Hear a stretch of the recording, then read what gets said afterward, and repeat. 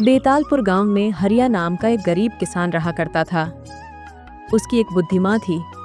हरिया बड़ी मुश्किल से अपना और अपनी माँ का गुर्जर बसर किया करता था। एक सुबह, अरे माँ, बहुत जोर की भूख लगी है, जल्दी रोटी दे दो। जंगल में लकड़ियाँ भी अब नाम का ही रह गया है। सोचता हूँ कल क्या करेंगे, चूल्हा कैसे जलेगा। जिसके बेटे में मेहनत की आग हो, उसके चूल्हे को बुझाने की ताकत किसी में नहीं। देखना बेटा, ईश्वर कोई ना कोई रास्ता जरूर दिखाएगा। भोला माँ की बातों से थोड़ी हिम्मत पाता है और रोटियां खाने बैठ जाता है। उस दिन वह गांव के चौधरी साहब के खेतों में काम करने चला जाता है। हरिया, पूरा खेत साफ कर दे, 1 रुपया दूंगा तुझे। पर मालिक, काम तो 3 घंटे का है, 1 रुपया बहुत कम है। काम सही तो कर, वरना चला जा यहाँ से। हरिया चुपचाप सिर झुकाकर काम में लग जाता है। उसे पता था बिना मेहनत के घर में चूल्हा नहीं जलेगा। उसी शाम खेत से लौटते समय हरिया को एक बूढ़ा बाबा पेड़ के नीचे बैठे मिले। बेटा, कुछ खाने को मिलेगा? हरिया अपना बचा हुआ सूखा रोटी का टुकड़ा उनके सामने रख देता है। बाबा आशीर्वाद देते हुए, बेटा, तू बहुत बड़ा आदमी बनेगा, बस हिम्मत मत हारना। ये लो 1 बीज, इसे अपने खेत में बो देना। मेरे पास तो खेत भी नहीं है बाबा। जब समय आएगा खेत भी मिल जाएगा, तू बस मेहनत करते रहे। बाबा चले जाते हैं।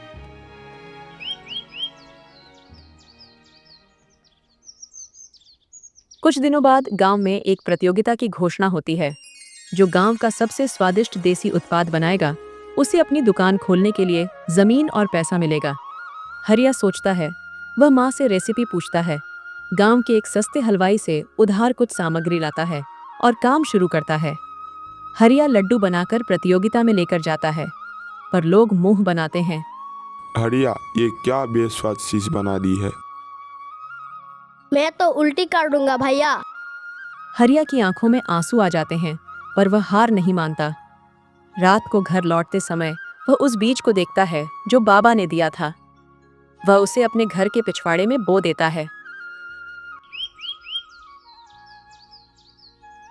कुछ ही दिनों में वहां एक खुशबूदार पौधा उगता है, जिसकी पत्तियों से एक खास खुशबू आती है।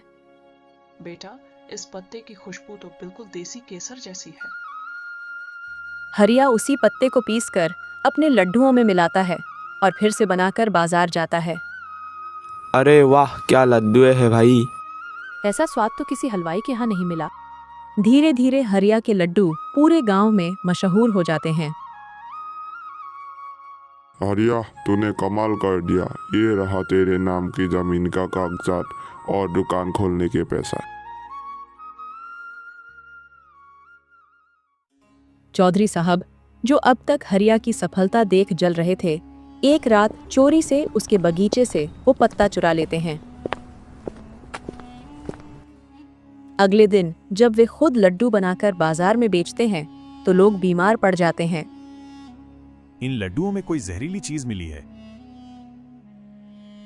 चौधरी साहब, आपको जुर्माना भरना होगा और गांव से माफी मांगनी होगी। बाद में बाबा की बात याद आती है। अगर इस विष का इस्तेमाल कोई लालच से करेगा तो ये उल्टा असर करेगा। हरिया अब एक सम्मानित हलवाई बन चुका था। उसकी दुकान का नाम था माँ के हाथ का स्वाद।